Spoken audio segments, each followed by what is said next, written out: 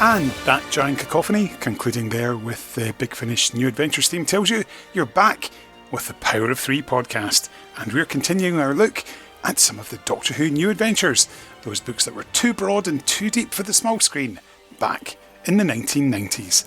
I'm Kenny Smith, and today we're moving on to Set Piece, which was the 35th New Adventures novel, published on the 16th of February 1995. So that's, my daughter was born on the 6th of February 2006, so yeah, just under 11 years before Katie popped along. Anyway, it has a cover by Tony Mazzaro as well, and it features the 7th Doctor Ace and Bernice Summerfield for the final time as a regular lineup, as this is the last novel to feature Ace as an ongoing companion in the Virgin New Adventures range. It's interesting to note that Ace's departure from the Doctor's side was revealed in Doctor Who magazine 219, which was some 8 months before the Set Piece was itself published, and DWM stated, left is Tony Mazzaro's cover for Kate Orman's second New Adventures novel, Set Piece, which sees the departure of Ace from the series. The book is published on the 16th of February 1995. So that was a fair bit of time before it actually happened. And out of interest, the working title for this novel was Butterfly Wings. So let's take a look at the cover. Well, we can see there is Ace there wearing some sort of outfit from the oldie world, and she's got one hell of a, well, it's not really a top knot. Her hair is certainly pulled back tight there. We can see in the background there's some pyramids, and she's holding a weapon in her hands, and what's that she's fighting? Why, it looks like some sort of robot bug with very sharp claws. It's got serrated armour bits on its arms as well, and on top of its head there's like a little chompy bit, like an ant's mouth. So yeah, it doesn't look much fun, and there's two pyramids in the background as well. Let's flip the book over and take a look at the back cover. Dead. He was dead. How the hell was she supposed to do CPR on a man with two hearts? There's a rip in the fabric of space and time. Passenger ships are disappearing from the interstellar traffic lanes. In an attempt to find out who's behind the disappearances, the Doctor and Ace allow themselves to be captured. But when Bernice's rescue attempt goes terribly wrong, the time travellers find themselves scattered throughout history. Ace, stranded in ancient Egypt, struggles to survive in an environment as alien as a distant planet. The Earth 3,000 years before she was born. She manages to find employment as a nobleman's bodyguard, and then she comes face to face with the metal horrors which have pursued her through time. The creatures she saw kill the Doctor. Now, this was Kate Orman's second Doctor Who novel, and we're now going to hear the prelude, which appeared in Doctor Who magazine. And this is read for us, as ever, by Stephen Day. Anyway, I was telling you why I quit my job at the cafe.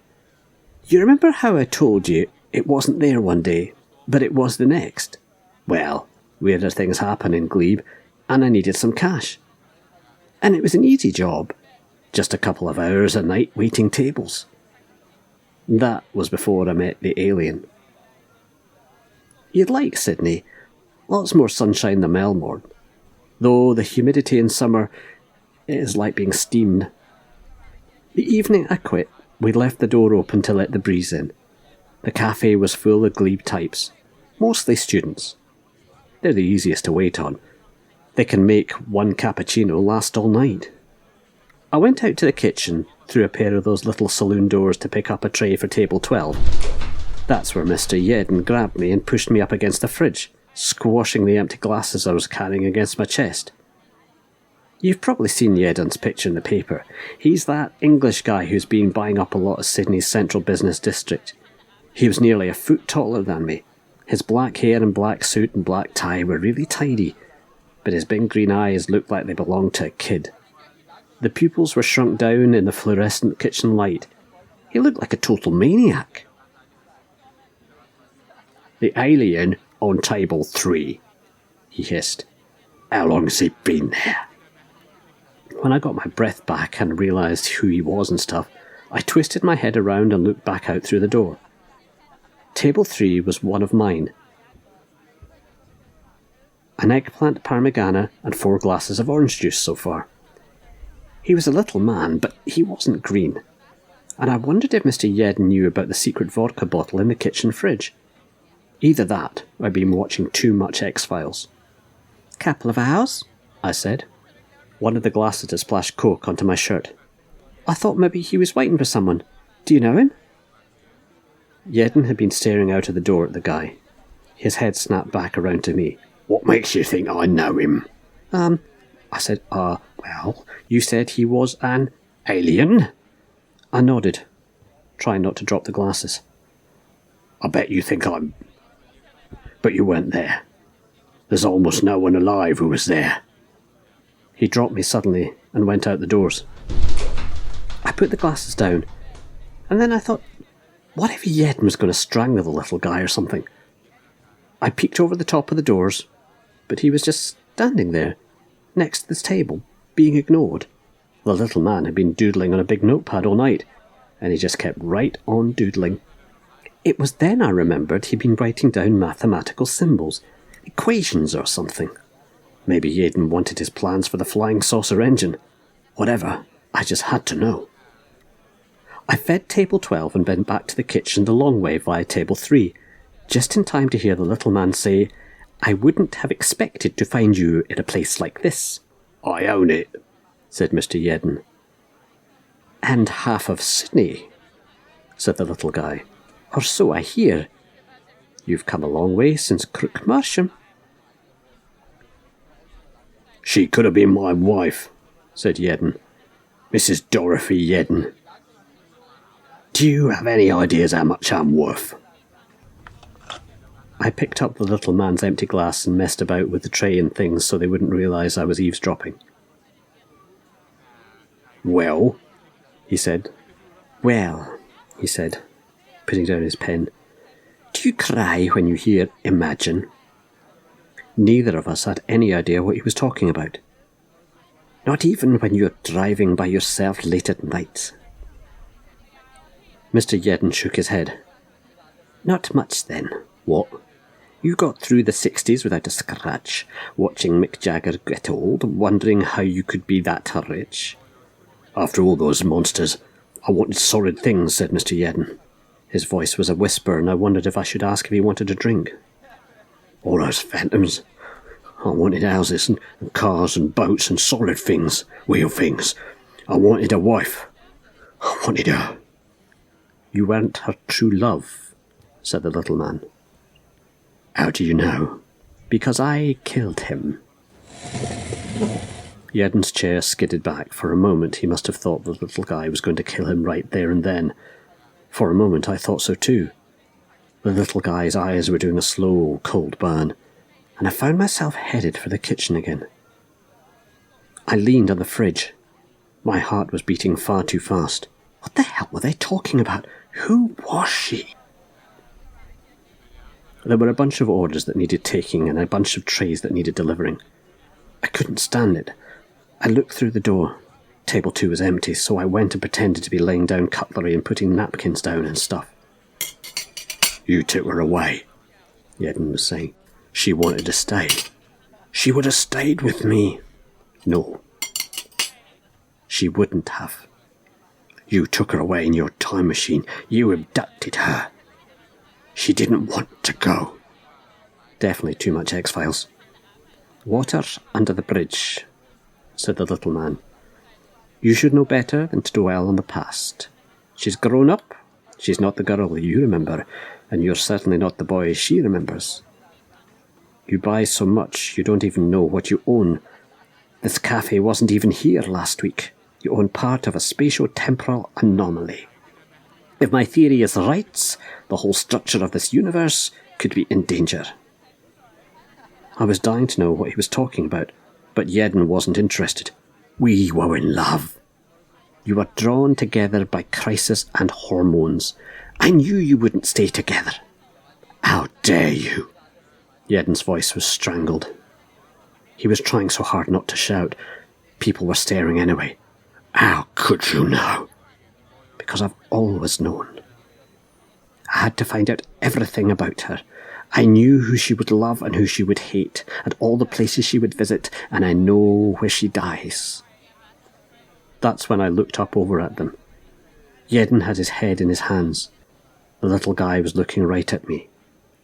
"Oh yes," he breathed. "I know just when she dies." I dropped the knife I was polishing. Suddenly the room wasn't warm anymore. I looked into those eyes like I'd been hypnotised, and suddenly Yedden didn't seem crazy at all. He was an alien, and he did travel in time. And when Robin Yedden was just a kid, he stole his girlfriend and flew away in his UFO. And he knew when she was going to die. And probably when Yedden would die, and probably when I would die. I just walked out there and kept going. "So, if you could loan me that $100, I'd be grateful." Lovely stuff, as always. And Stevie will be back with us not once, but twice today, with a couple of further readings. So, let's move on. And I'm absolutely delighted to welcome back to The Power of Three, the book's author, the one and only Kate Orman, joining us live from Australia. I'm Kate Orman. I wrote Set Piece and Blue Box and many other Doctor Who New Adventures and Eighth Doctor Adventures and Past Doctor Adventure.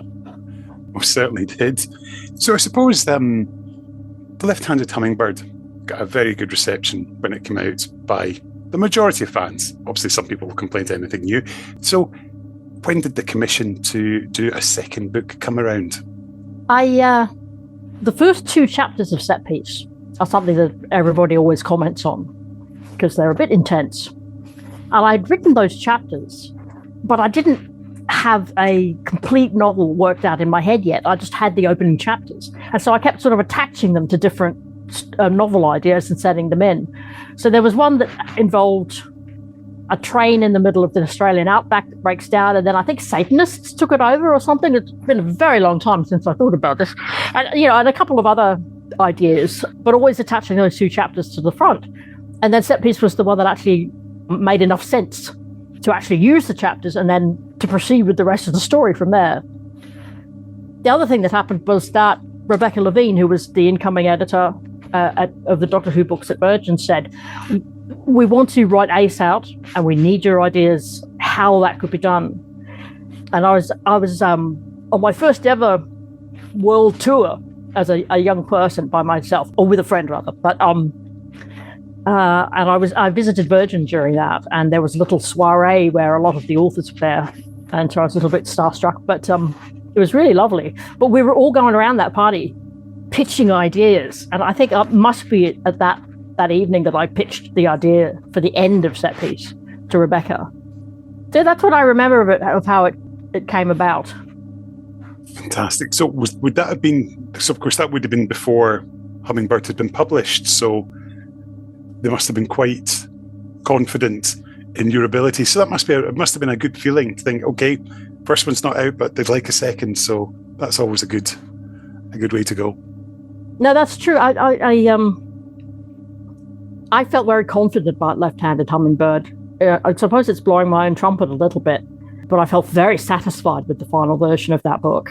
And Virgin seemed to be pretty satisfied with it as well. So I probably was only thinking, well, the obvious next step is to do another one.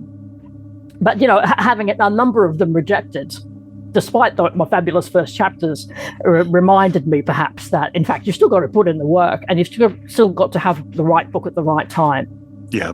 This is a great difficulty for everybody in publishing, is that you may have the greatest idea in the world and great ability, but if it's not the right time for that story, the one that I always remember, the story that I always tell, is that I came up with an outline about intelligent snow invading the Earth, and it got bounced by, I forget if it was Virgin or BBC Books, but the point is it got bounced because they'd had 2 pictures about intelligent snow already that month. And what are the chances of that? So it wasn't rejected on the grounds that, it was rubbish. It was rejected on the grounds that it could be used this month, sorry. And that kind of thing happens a lot. That must have been Simon Forward's Drift, the 4th Doctor and Leela book, think about it. Yes, I suppose it must have been, yeah. That's amazing. Yes. That's just, what are the chances of that? I know. Yeah, you wait 40 odd years for a story about intelligent snow, then you get, say, 3 in a month. So it's low. Mm. So I suppose, looking at Set Piece, it's set in a variety of locations again. like Hummingbird, but I think that's the great thing that we get Mm-hmm. all these story elements taking places in different areas, so it never gets boring. It keeps moving, and we've got all these locations to visualize as well, which I really enjoyed. Yeah, I think simply taking a leaf out of the Left-Handed Hummingbird's book, so to speak, because it had, I don't know, half a dozen locations, probably 4. And yeah, it's you're constantly surprising the reader with something new, you hope, by going to a completely different place, a completely different setting with different dangers. I suppose to the Doctor that must seem very natural for that to have that rapid change of setting in his life. His days like crazy paving. But the companions, it must be bewildering because, we're used to things going in a kind of logical order. Even if we travel overseas, it still kind of makes sense to us. But, and also I was very keen on ancient Egypt. And I had been as a youngster. I don't think I did as much homework on ancient Egypt as I did on the Aztecs. And this was partly because Set Piece was written more quickly, so there wasn't as much time. I later in life was going to become mad keen on ancient Egypt. And rereading the book now, I sort of think, these are all sort of obvious bits of ancient Egypt. You should have done something, a bit more obscure or elaborate or something. It's quite funny, actually.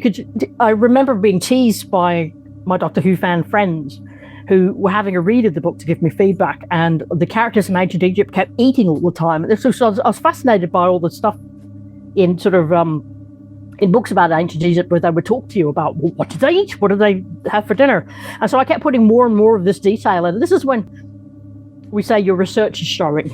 You don't need to include every single detail from the notes that you took. So I was smiling to myself because I could see where I'd kind of simplified things a bit by taking out another menu here and there. Yeah, I suppose that's the thing that David McEntee was always good at that as well. My goodness, that man did his research. Yes. Things start with the time rifts being discovered and people going missing, and it's that classic what's going on, sort of people are here, they've gone, and it's almost like it's the classic Doctor Who mystery sort of thing. And of course, as we go on, we discover that the ants are responsible, which are great creations as well. Yeah, I just think looking at the cover, it's still a shocking cover, I'm sorry to say, so many years later. I thought the ant on the cover of the book looks a little bit like Crotty Robot from Mystery Science Theatre 3000, if you've ever seen him. But the ants themselves I liked a lot. And the weirdness of that spacecraft and the repair butterflies were a really strange image. It's kind of fun, you've got that, and then you glue that onto ancient Egypt and historical France and so on. And so hopefully keeping the reader guessing. Yeah, I mean, I like the fact we've got the Doctor and Ace undercover, and it's just that it's what the Doctor does best. And we've got somebody like Ace as well, just really enjoying playing those roles and going along to see what the cause of the problem is. Yeah.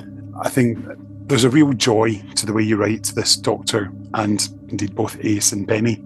Is that something you found second time around, particularly with Benny, that you got to know her even better? Oh yeah, God, they were a fantastic team.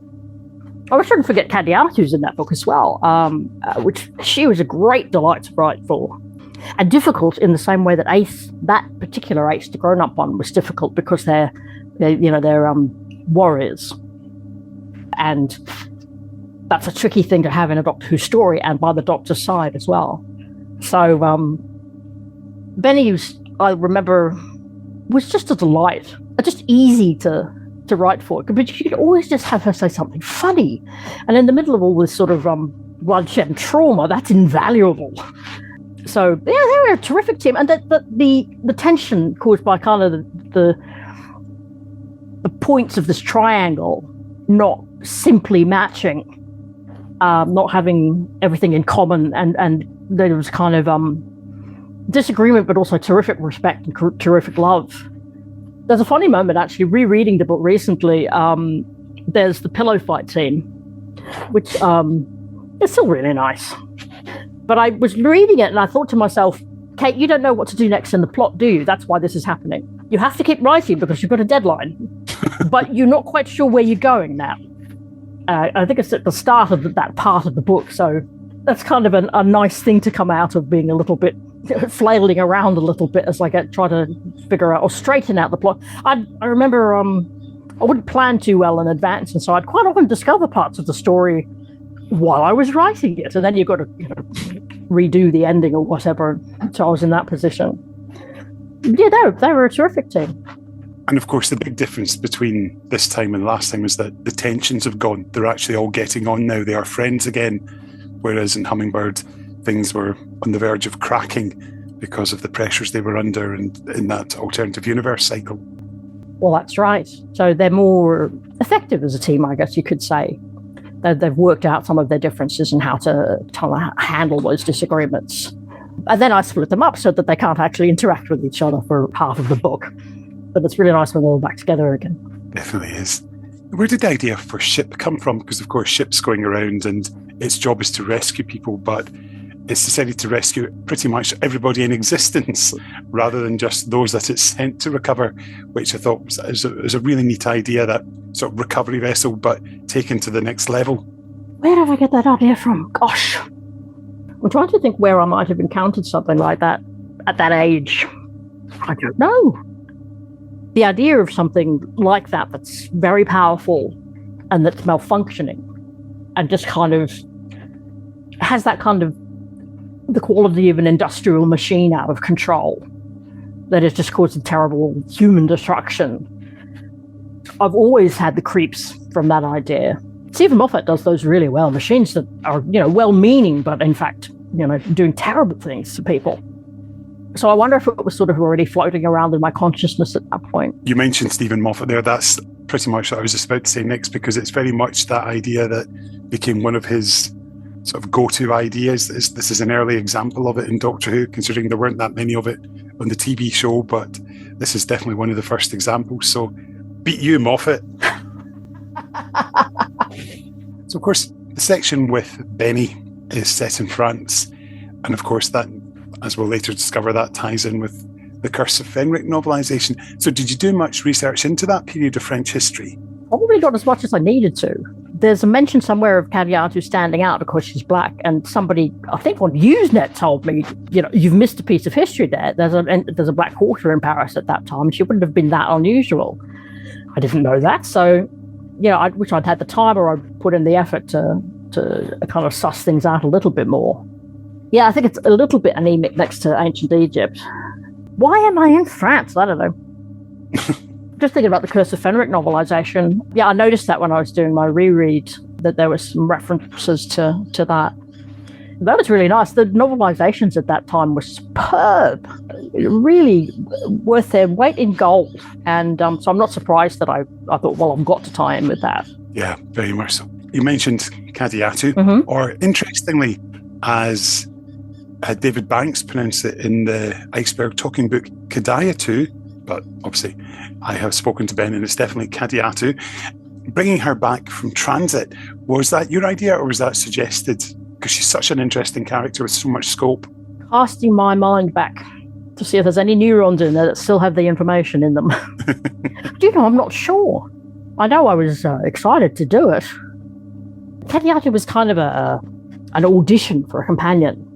There's a series of books at that time where people are coming up with companion-like characters as potential companions. Like, we had quite a few of them in the TV show, where you think, that person could just step into the TARDIS and be the next companion. And I adore Transit. I know that everybody either loves it or hates it, but I adore it. And I must actually reread it, because I try to do that once every 10 years.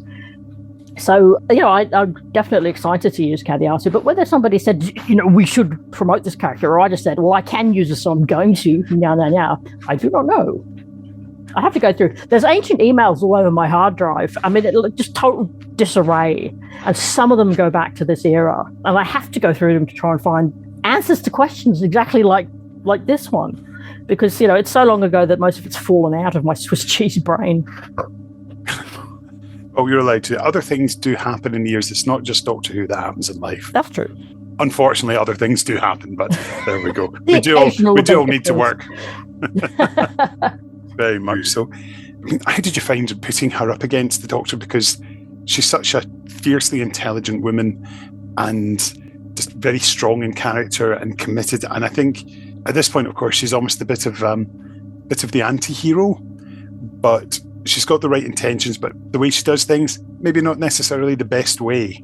She's there's a certain parallel with the older Ace. As I said, because they're both warriors. Candy Archer didn't choose that. That's been programmed into her in a way. Whereas Ace essentially chose that lifestyle. So they're two characters sort of looking to find... They're still very young. They're still figuring this out. What is the best way to approach the kinds of problems that we find in a Doctor Who story, basically? It's good to have the ability to use a weapon, say, if you need to. But is that the way you want to actually handle the problem? And I think this is the Doctor provides them with this alternative. He's very effective. But I might actually be in transit where Ben says that he thinks in terms of tools instead of weapons. So as a kind of mental figure, they're, I think, very useful for both Ace and Kadiatu. Talking of characters who recur, Death pops up as well. That New Adventures oft-seen figure. Mm-hmm. Oh, yeah, God, that's right. I thought it was nice. It's obviously not a huge appearance, but it's still nice to have that sort of Death is there, always lurking in the background, ready for the Doctor at any moment. What do you call about writing for her? And I love the fact that Death is female. It's not what you expect. I think, again, that's what the New Adventures did so well, subverting expectations. I remember the kind of shock caused by the cover of Time Worm Revelation, where the Doctor and Death are dancing on the moon while there's a church in the background. I'm just sending my mind back to the astonishment that I felt looking at that, because it's so.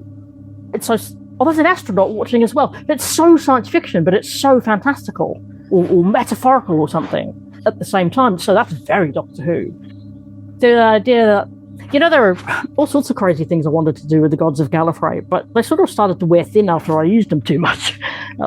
Maybe a little bit. The idea that the Gallifreyan, because the Gallifreyans are so powerful, their minds are so powerful and devious and so forth, that their archetypes, if you like, might somehow express themselves in the real universe. Maybe like the White and Black Guardians, the same kind of figures who aren't necessarily, actual deities who predate civilization and made the universe and then waited around for us to turn up, but that have arisen from the minds of sentient creatures, and the Time Lords in particular. So that we had death, we had life pops up in an Eighth Doctor adventure. Pain is there because I'm so horrible to everyone. Oh, Pain's all over set piece, isn't she? Gosh. And she's dressed as Indiana Jones from the Temple of Doom for some reason. There's quite a lot of dream sequences in that. It all gets very dreamy. There's so much of that book that is very hard science fiction. Then there's stuff that's sort of historical fantasy, really. And then we go off into dreamland. Things kind of just sort of suddenly are there and then go back again. It's almost as though the Doctor is experiencing things, but he's waking up and experiencing one thing and he's falling back to sleep again. So it goes back and forth. It's very strange. It's also the book that introduces the idea that the Time Lords have a nerve cluster in their left shoulder, just below the left shoulder, and which is, of course, something that will come up in later books. And I mean, this is really weird that for a while after that, I kept dreaming that I was being shot in the left shoulder. Not that I'm a Time Lord, just to clarify, but just around this time, I don't know why, just that idea embedded itself in my brain, and I kept getting dreams that I was being shot in the left shoulder. And that's something that I know. That's so weird, but it's that, and that goes, and it obviously ties back to this, having read it in here, because I remember talking about it at the time at work, and thought, what does anybody know what this might mean? Sort of the fact I keep getting it, and nope. Wow. So I'm glad none of the other things in the book happened to you. I never have been shot in the left shoulder, thankfully, but good. Yeah, just strange. It's funny, it's one of those ideas that obviously other authors would later use to sort of, when people want to sort of injure the Doctor slightly, they just go for that, and his Achilles' heel is in his shoulder. Yeah. John and I have just watched Battlefield for the first time in a while and enjoyed ourselves. But there's a bit where the Brigadier karate chops the Doctor in the shoulder and he goes unconscious. I think that must be what I took it from. I must have come up with a fan theory about there being some sort of nerve cluster there, and then the Brigadier knows that it's there. So we have that little training scene in set piece where the Doctor informs people in case they meet the Master how to knock him out. Unfortunately, the unit don't ever seem to have used it, but what the heck. Yeah, just point guns instead, Mm-hmm. and then be hypnotised. So. Oh, yeah. Yeah. Outclass. Absolutely. So, of course, we get Ace's departure, but as we know since then, she's been back a lot. But at the time, did you think this was like her final end as a character for the book purposes, at least? Oh, good question. No, I think there was always that potential to bring her back because we'd made the decision. When Rebecca was asking us all for ideas, she said the one thing you can't do is kill her off. It's too obvious that she would die by the sword. So with her still around at the end of set piece, there's always the potential for her to come back. So, I wasn't surprised that she reappeared from time to time. Yeah, I'd say too good a character. And of course, I've had her on TV, so even better. So looking back on it now, having reread it, how did you feel about set piece? Because I think that obviously for a lot of people, you have the difficult second album.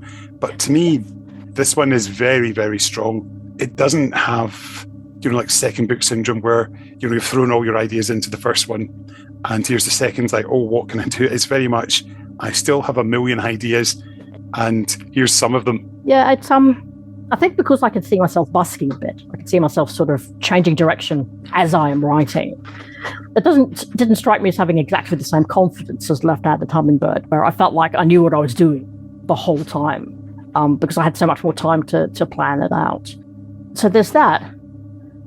But it was remarkable in its weird combination of elements, and it's incredibly intense. I probably, I kicked the hell out of those characters. I probably wouldn't be so cruel if I wrote the same story now.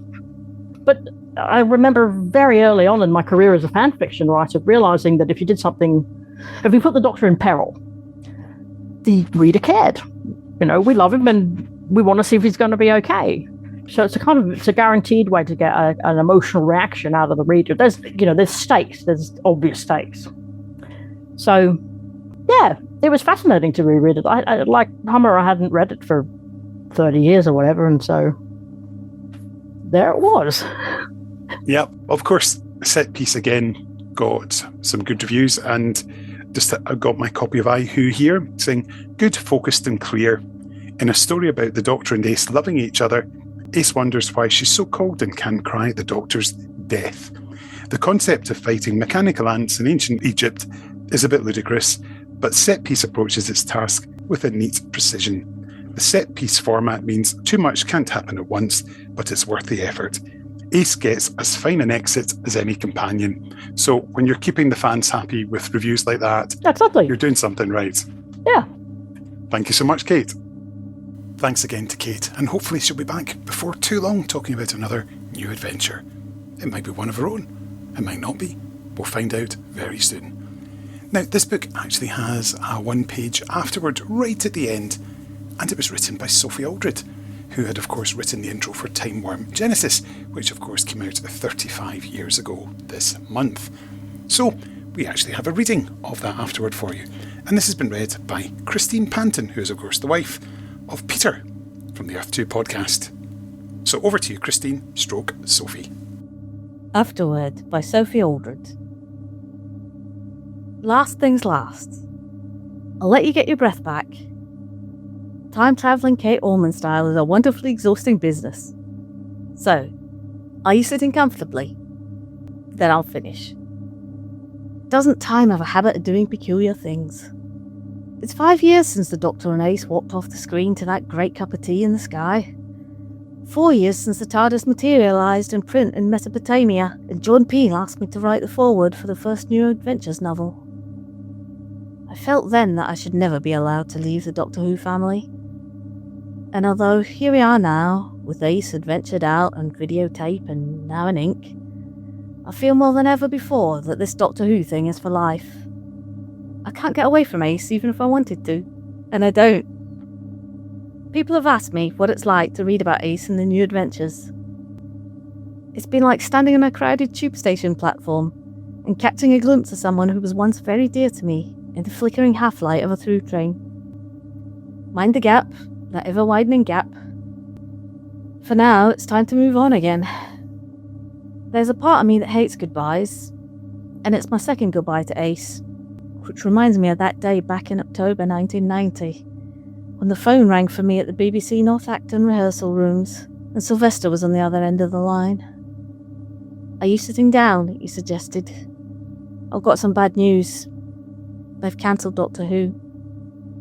He may as well have told me they'd cancelled next year. I put a brave face over the hurt one and went back to the old singing, old laughing corners rehearsals, saving my tears of disappointment for a more private moment. And now it's goodbye. And I should be used to it by now. Kate has done us proud. Here's an Ace I would have loved to have played on screen. Older, wiser, battle-scarred and feisty as ever. And the lump in my throat this time is for the end of the relationship between the Doctor and Ace. So touchingly portrayed here and just as I would have wanted in the TV series. My thanks to all the New Adventures writers for taking Ace to new pastures and new extremes. And also to all Ace fans who followed her to the ends of time and back. Yes, it's time for a rest. And time for the Doctor to be called something other than Professor. So, that's all, folks. Or is it?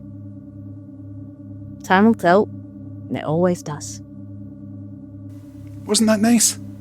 You do wonder how many of the books Sophie was made aware of at the time, but oh well, I'll have to ask her next time I see her.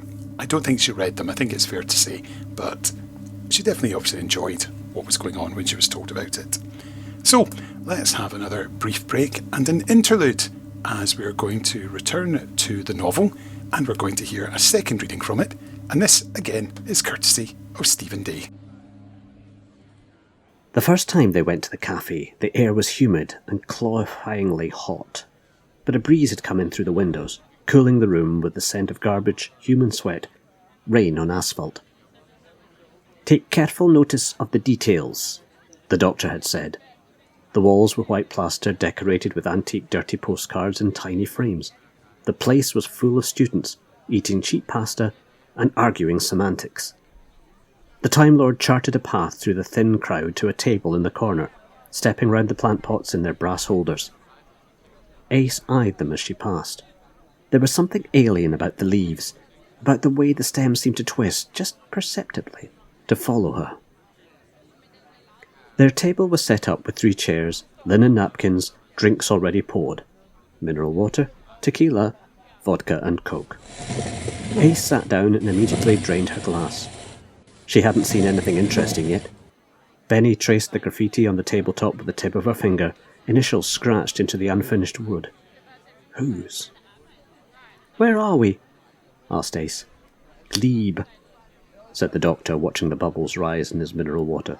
"Sydney, Earth, 1995. "Nice place," said Benny. "It doesn't look anything special." The Doctor shrugged. "The eggplant parimagana," he said, "is outstanding." "Yeah, but..." The Doctor put a finger to his lips.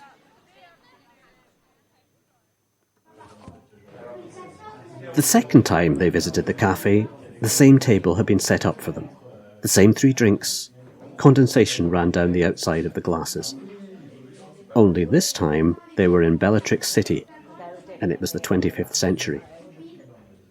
"Home," said Benny, smiling. She spread salt along the joint of her thumb and licked, sipped, sucked. "Alas," said the Doctor, "there's a stranger in the house." Ace scanned the room slowly. The crowd was not much different. More diverse, and the fashions were different, of course. There were aliens mixed in with the humans, and the humans themselves came in 31 flavours, but they were still eating cheap pasta and still arguing postmodern era otter theory. The same plastered walls, the same framed postcards. "Yes?" Ships had been disappearing from one of the less used interstellar traffic lanes. Passenger ships. "Any black holes lying around where they shouldn't be?" asked Ace. The Doctor shook his head. "In one case out of 3, the ships are found some time after their disappearance, minus the passengers and crew." "Ransom?" Slavers. No demands. Slavery isn't economically viable anymore, not really. Robots are far cheaper than people. Is the cafe a recreation then? Ace wanted to know. Or just a very well-preserved slice of earth? The smile that normally flickered below Benny's surface was extinguished. She was thinking about her father. How do we stop it? Ah, said the doctor. Well... He slapped down a handful of change on the table, a random mixture of denominations and centuries. Come on.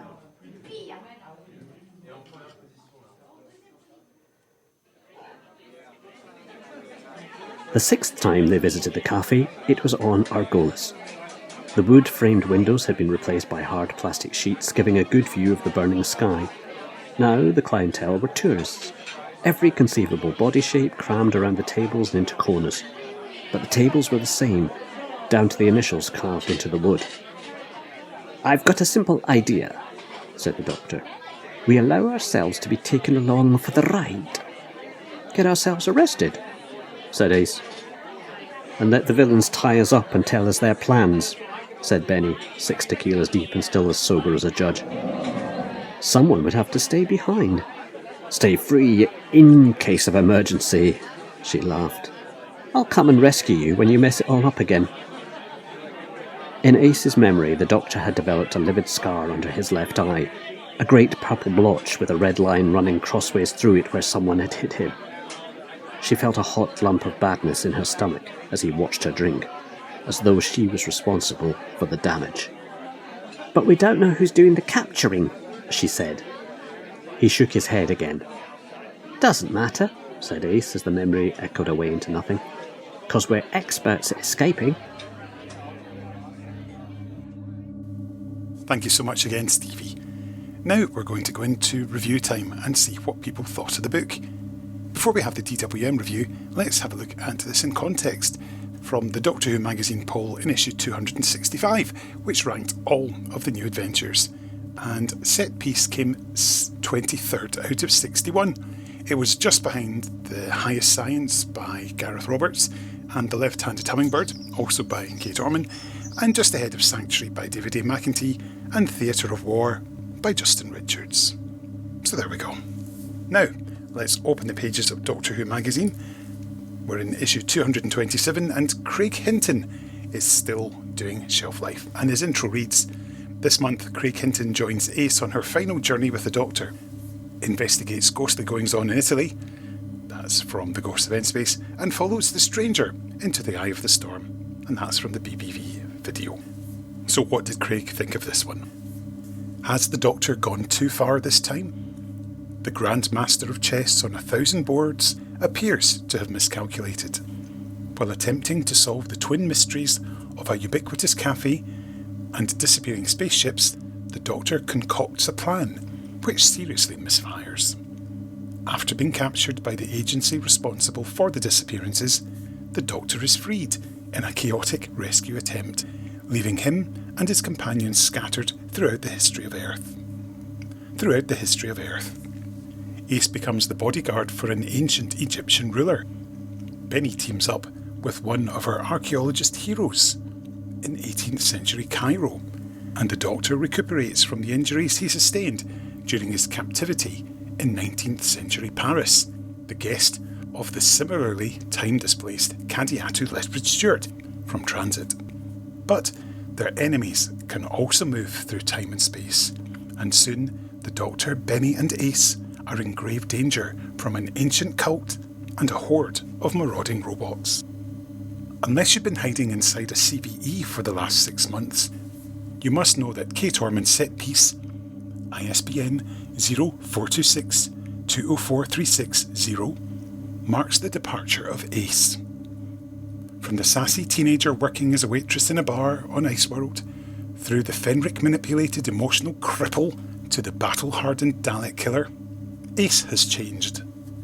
One of the problems was finding a way to write her out that satisfied the prediction, the end of Ian Briggs's novelisation of The Curse of Fenric. Kate has answered all the questions, tied everything up, and written a rip-roaring story into the bargain. Characterisation is very strong. The Doctor is drawn to perfection, and the premise of the book, that his elaborate scheme is well and truly messed up, gives a refreshing slant on the skillful and manipulative Seventh Doctor of the New Adventures. Kate's Bernice is as well-rounded as ever, but the real star of the book is Ace, and why not? It is her swan song. Every aspect of her personality is brought into the light and examined in intimate detail, including her relationships with the Doctor and Benny. Her surname is finally revealed, something that Paul Cornell wanted to do, and Steve Lyons hinted at. Her ultimate fate is surprising and leaves the way open for future appearances. After all this, there isn't much time left for the supporting cast, but mention must go to Kadiatu. I found her origins in transit extremely unconvincing, and I was a bit worried when I learned that she was due to reappear in Set Piece. But Kate handles her with an expert touch. When it becomes clear that she is trying to play the Doctor at his own game, she is uncovered as more of a Grand Master of Drafts on 3 boards, woefully inadequate for the task ahead of her. Serves her right. The plot is confusing at first, but once you come to terms with Kate's jumping narrative, it all becomes clear. The 3 time periods are described in extravagant detail, ensuring that you never get confused, and the time-spanning storyline definitely has an epic feel.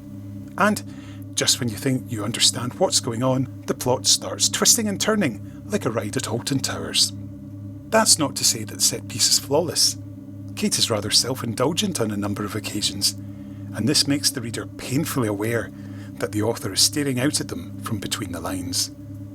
The Doctor spends too much time playing Superman, with his superhuman physiognomy saving the day far too conveniently for my liking.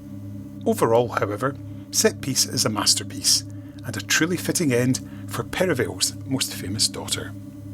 Pity about the appalling cover, and it has a rating of 4 stars from Craig, which means it's pretty brilliant.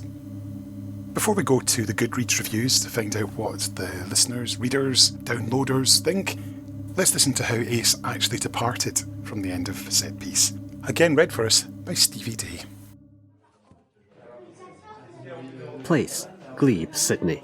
Date, 14th July 1993. Ace's age, 37. Well, said the Doctor, if it hadn't been for your timely arrival, the population of the Earth would have been destroyed by the Voltrana plague. One to the good guys, laughed Dorothy. Though I reckon you probably would have escaped that dimensional bubble after a while. A Klein sphere, he said, solid on the inside, invisible on the outside, that you just walk into it without even noticing it's there. A nasty trap, typical of the Voltaras. She drained the last of her vodka and coke. The cafe was just as she remembered it, from 6 planets. Now they're gone, she said. It's good to have a moment to catch up with you. How's Count Sorin? We see a lot of each other. Will you be getting married? Oh, I doubt it. Bloody laws are ridiculous. I'm doing a lot of work with the suffragettes. That must be very rewarding. I'm very optimistic, she grinned. I've been testing the range of the hoppers. I only seem to be able to go a century in either direction. Well, that's enough to keep track of the Paris Rift. Has it given you much bother? Oh, not really. Some bugs did pop up in the 1850s. Nothing very serious. They just got a terrible fright when I dropped your name, packed their bags, and left. The Doctor laughed. Oh dear. That reputation of mine. What else have you been up to? Oh, I made it to the Boston Tea Party. I sailed for a while with Zing Hee Su. You must be beginning to get a reputation for yourself. Any sign of Kadichu? Ace shook her head. I've been hoping she might contact me. Somehow. She's out there somewhere, isn't she? I hope so, said the Doctor seriously. I really hope so.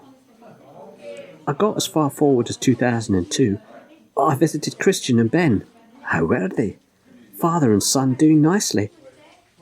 I did consider saving Manisha. Oh, but I didn't. She squeezed her eyes shut. I couldn't do it. Because you'd seen it happen. Because I know you better. Otherwise you'd never let me loose on the universe. How do you stand it? He just shook his head, turning his glass round in his hands. I did arrange for a police patrol car to be waiting down the street. She smiled tightly. They caught the 3 boys who did it. Ah. Doesn't seem to have destroyed the continuum. Ace breathed out a sigh. I saw myself as a kid, crying outside her house, you know. Because I hadn't been there to save her. I wanted to give myself a hug. I suppose I'll have kids eventually. I'd really like to marry someone just like you, Professor. Oh? Only handsome? Oh. She grinned and touched the tip of his nose with her finger. So, thank you, Stevie, once again. So that's it. Ace is gone. Let's turn our attention now to Goodreads and see what everyone has to say. So, the book has a rating of 3.89 from 255 ratings and 29 reviews. 5-star reviews 26%, 4-star reviews 43%, 3-star reviews 24%, 2-star reviews 5%, and 1-star reviews less than 1%. So let's start with a 5-star review from Chris with a K. And Chris with a K has to say, "This was one I remembered really enjoying, but I could not remember many details. Even the front cover remained a mystery to me. The reason for this is that, whilst the main plot is still interesting, it is beside the point. This is a character story of Ace finally going off on her own. Reading this in order is even more rewarding, as it takes elements from the whole of Ace's run. In fact, it makes a clever effort to mirror Dragonfire in a lot of interesting ways. But overall, my sense from it is joy. This is not a parting in anger or shoving someone out the door with the first single man that comes along. These are great friends making careful decisions and even having a tickle fight. Also, Kate Orman has clearly done her research and is great at showing the reign of Akhenaten, the French occupation of Egypt, and the Paris Commune. Gone right near the top of my favourite VNAs so far." Well, there we go. There's a positive review. 4 stars from Mikey. Mikey says, "Now, pretty familiar with Kate Orman's work, I was fairly confident of 2 things about this book. Firstly, the Doctor and Co. were going to suffer. Secondly, I was going to really enjoy reading it. Tick and tick. I think it really takes a while to get going. The first few chapters didn't really grab me straight off the bat, but it didn't take long to kind of settle into a rhythm, and soon enough I was really enjoying it. Obviously, Ace takes centre stage here as her finale, and we get some lovely insights into how she's changed since first meeting the Doctor and becoming the person she is now. A side effect of this is that Benny and the Doctor take a bit of a back seat, but that's not a bad thing for this story. They're still present enough throughout that it's never really an issue, and it makes it all the more bittersweet in the final few chapters when they properly reunite. Overall, it's another brilliant read from Orman and a pretty satisfying conclusion for Ace, with a sweet afterword by Sophie Aldred to close things off." We also get a 4-star review from Scurra. Scurra says, "After a run of what, to me, felt like very average entries in the series, this is a very pleasant surprise. It's all about Ace, not unreasonably, since this is her formal, albeit second, departure from the series, although Benny gets a fun subplot and the Doctor does his usual game playing. This is also a book written by someone who loves the NAs. There are plenty of passing references to previous titles, even ones she didn't write, along with the reappearance of one of the most interesting subsidiary characters that has appeared in the series, and yet none of these references get in the way of the storytelling. It also explores the idea of the Doctor being Time's champion a little more, one of my favourite conceits of the New Adventure series. Certainly one of the better NAs, but perhaps not top tier because it's just a little too disjointed, a problem Hummingbird had as well." 3 stars from Daniel Kukwa. "For me, this is the Kate Orman novel that left the lightest impression on my geeky self. I simply couldn't get into it. Perhaps it's the juggling plot lines. Perhaps it's the setting. But aside from Ace's lovely goodbye to the Doctor and Benny, Set Piece left me with a profound feeling of meh. And finally, a 2-star review from Don Incognito, because there are no 1-star reviews on the website. He said, I fear it's because of my bias against Kate Orman, her books and certain proclivities therein, but unlike every other Doctor Who New Adventures reader, I simply did not like Set Piece very much. I had meant for years to read it, to learn what happens. Now that I read it in one day, I plan to recycle it. I don't like Orman's writing style, her gratuitous pop culture references, though to be fair, Lance Parkin and others are far worse than that. Or her tiresome hatred of the Seventh Doctor. She's notorious for brutally torturing him. It's not the worst Doctor Who novel I've ever read, but it's not one of the very best. Well, there we go. Poor old Dawn, not a fan. Oh well, it looks like pretty much everyone else is, because I certainly am. Loved it at the time, and coming back to it, to reread it, a joy. Brilliant characterisation, and a fitting departure for Ace. How many departures can that woman have?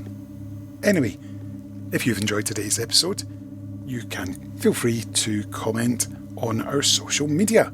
We have a Facebook page, we've got Blue Sky, where we are at Finished Scene, and we also have Twitter, where we are at Power of 3 Pod, and that's with a number 3. And feel free to give us a rating in your podcatcher of choice, because that would be very nice. And now, of course, it's time to go. And, as we always do, we like to play out with a song. And of course, it's related to the title of this book. So, of course, this book is called Set Piece. And what is a set piece? Why, it's a sporting move. And of course, right now, the World Cup is taking place in America. As I record this, I have no idea how Scotland have done. A set piece is a move like a free kick or a throw-in. And to celebrate that, we're going to go with a football song. World in Motion, but we're not going to play the England bits, we're just going to play the good bits. And it's from New Order. So, until next time, I've been Kenny Smith, and this is World in Motion. Express yourself, create the